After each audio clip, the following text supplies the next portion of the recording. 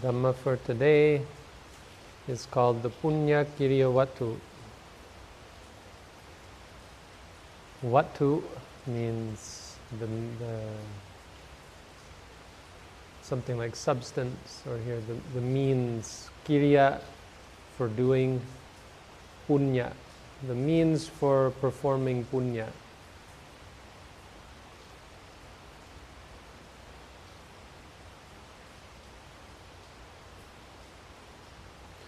The word punya is probably the most well-known teaching in the Theravada Buddhist world.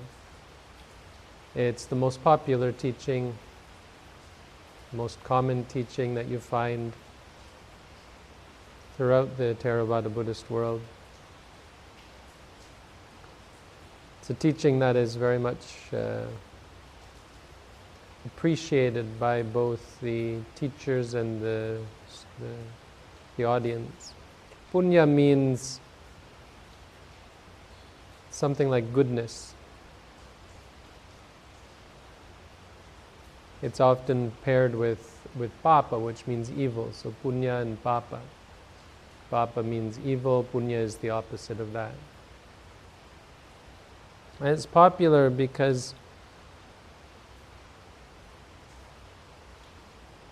our attention is, as human beings, is most normally fixated on worldly affairs, worldly benefits.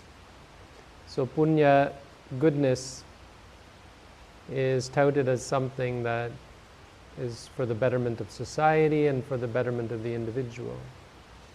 Goodness is a way of maintaining order in society. If people are intent upon evil, society collapses. With the focus on goodness, society flourishes in harmony and in peace. I mean, there's good reason. There's nothing to criticize here. This isn't a wrong view. And the other reason why there's much excitement and interest in punya is for the individual, because punya is something that brings happiness. The Buddha said this in many different ways. He said if someone does goodness, they should do it again and again. Punang, they should always be performing goodness. He said that goodness is another word for happiness. Sukhaseitang bhikkhave adivaccanang yadidang punyani. Goodness is just another word for happiness. In other words, goodness is what leads to happiness. Happiness doesn't lead to happiness. This might seem obvious, but if you look at our behavior, we often seem to think that happiness leads to happiness. If you seek out happiness, that will lead to your long-term happiness. And in fact, that's not the case. If instead you're intent upon goodness, goodness is what leads to happiness.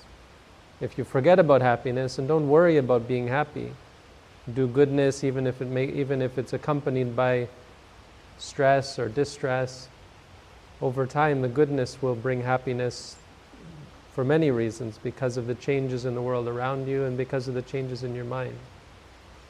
The Buddha said goodness is something that is a certainty or a surety for the future lives.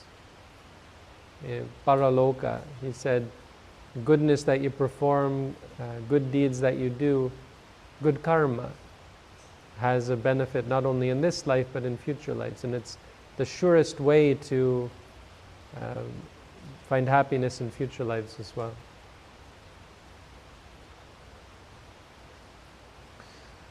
But from a Buddhist perspective, this of course isn't enough. Buddhism isn't satisfied. The Buddha wasn't satisfied in teaching people how to create a just and peaceful society. He wasn't content on helping people find happiness in the future lives. He wasn't interested in that because he saw the disadvantages and the limitations in those things. And so the deepest meaning of punya actually comes from the word punati. Punati means one cleanses. So one's deeds, santanang punati punati sudeti punya, sudeti ti punyam. It cleanses, it purifies, therefore for this reason it is called punya. So goodness is really goodness because of its effect on the mind. Obviously the goodness isn't in the actual deeds that you perform, it's in the state of mind when you perform them, because this cleanses the mind, or this is a pure mind, and this creates a habit of purity. It creates the base for the practice of meditation or mindfulness leading to enlightenment. In order to see clearly, your mind has to be at peace, your mind has to be calm, your mind has to be focused. In order for that to happen, your mind has to be pure. If we're not careful and fastidious in the performance of goodness, of course our mind will incline towards unwholesome states, which disturb and disrupt our practice. So the best reason for goodness, for performing good deeds, is for the purification of the mind, obviously. From a Buddhist perspective, this should be pretty clear. So the Puññakiriyavatthu, there's 3 of them. And these 3 are actually something we've gone over already. This is again a very common teaching, something you'll find anywhere you go. You'll hear people teaching about these 3, the Puññakiriyavatthu: dana, charity or giving; sila, ethics or morality; and bhavana, mental development. And we've been through these before. Dana can be of many different kinds. Dana, you give amisa dana, you give dhamma dana. Amisa dana means physical objects. You give food. Much of our life as Buddhists is involved in this process of giving physical offerings to monks and sharing our sharing physical materials. So monks are the receivers. Lay people come to the monastery and give to the monks. This is a very common Buddhist practice, day in and day out. Of course, deeper is giving the Dhamma. The monks in return give the teaching of the Buddha. Meditators, whether they be monks or lay people, give up themselves to the practice of meditation. Giving the Dhamma is dana. Sharing it with others and cultivating it for oneself. Sila, there's 4 kinds of sila. Sila by keeping the rules of the monks or the rules of the lay people. Sila by guarding the senses, the eye, the ear, the nose, the tongue, the body, the mind. Keeping the mind from away from the defilements. Having right livelihood and reflecting on the use of requisites. So the way we live our lives as lay people, whether we live ethically, whether we have a job that is free from the need to lie or cheat or steal or kill or harm others in any way. As monks, whether we are faultless, blameless in our conduct, free from begging, free from manipulating, free from antagonizing or being burdensome to the lay people. And reflecting on the requisites, the things that we use, why do we use them? Reflecting on the purpose of the things that we use and ensuring that we use them for that purpose. Not to eat too much, not to be obsessed with beautiful robes or a nice place to stay or nice comfortable bedding, and not to be obsessed with medicine, using excessive or overly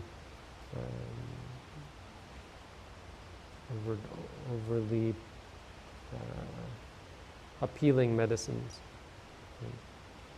Taking medicine just because we like the taste or that sort of thing. So this is sila, something we've already gone over. Bhavana, we've been over many times and we are clear that there are 2 kinds of bhavana, samatha bhavana and vipassana bhavana. Samatha bhavana, you focus on a concept, one object, and you create the vision or the image of something or the concept of something in your mind, and you fix and you focus on that. When you enter into the jhanas and your mind becomes peaceful and calm.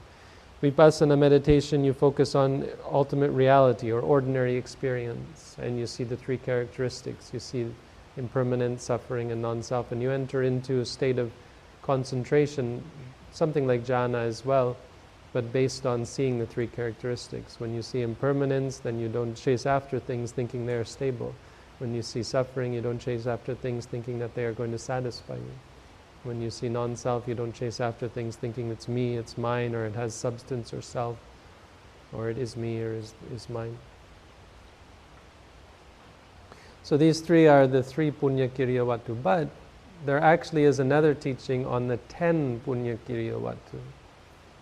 So the reason for bringing that up is to point out that obviously there are many different ways to perform goodness, and in Buddhism our practice is much deeper than just these three things. The other ones are apacayana, means humility. So paying respect to the Buddha, honoring the Buddha, paying respect to senior monks, lay people paying respect to monks, that sort of thing. Paying respect to our elders, that sort of thing.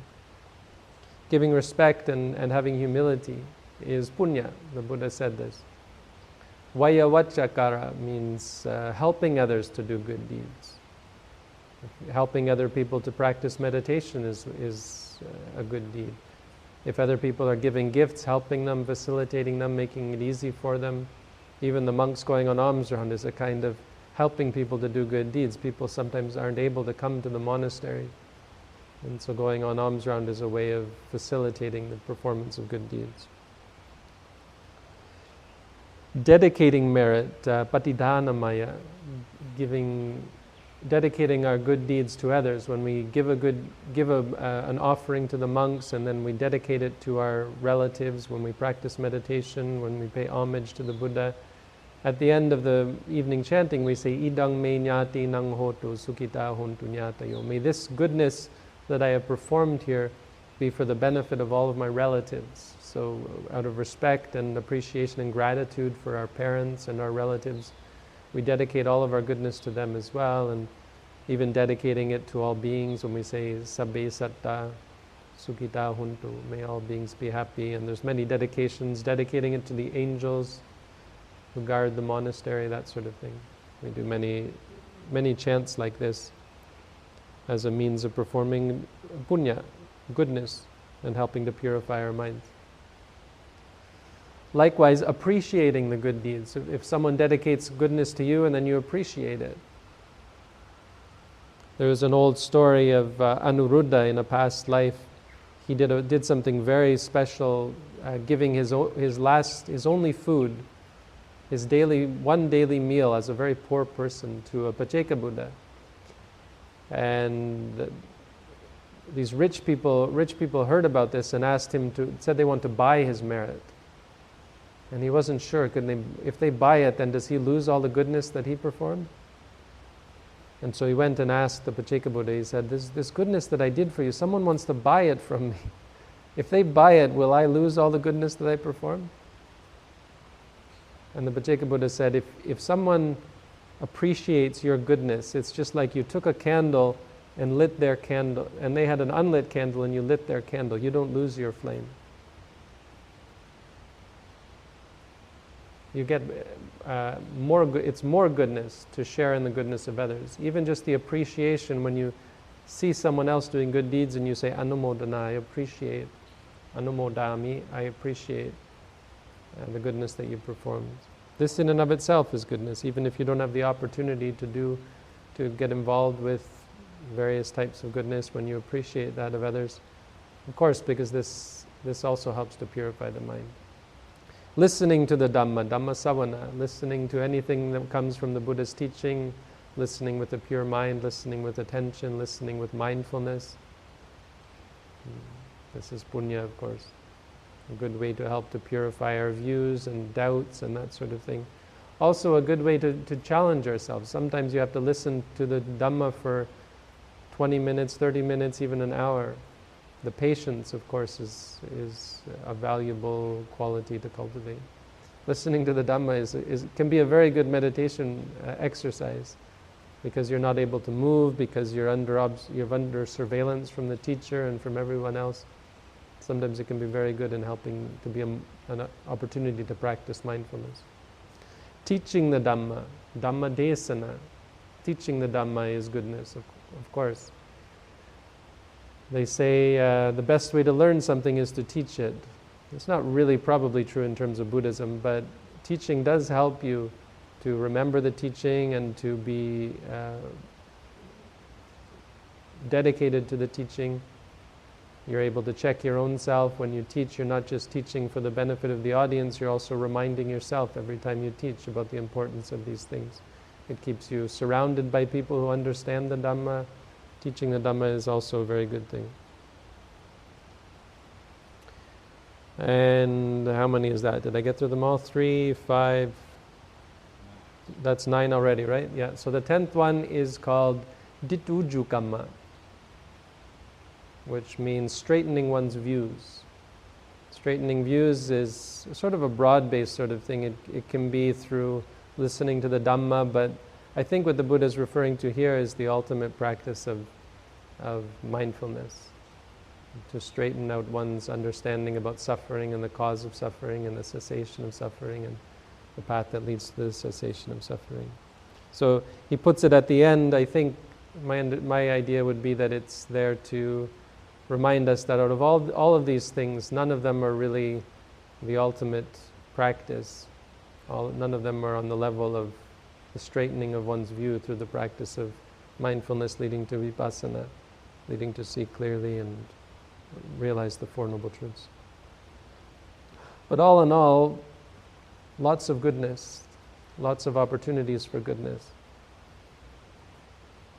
Something that is able to encapsulate our practice and give us a broad-based methodology for cultivating the Buddha's teaching. If we think of the Buddha's teaching as goodness, we remember that it's also the abandoning of evil. Through the cultivation of goodness, we abandon evil, and the abandoning of evil is goodness in and of itself. The abandoning of wrong view, the cultivation of ethics, the abandoning of the hindrances, all of these things. Goodness and evil are like light and dark. When you turn on a light, the darkness disappears. You can't have both of them. So as long as you're dedicated to goodness, evil can't arise. And more importantly, through the cultivation of goodness, it's for the purification of the mind. True goodness is purity. The true meaning of punya, it comes from cleaning, cleansing, that which cleanses one's mind. This is punya. So that's the Puññakiriyavatthu, that's the Dhamma for today.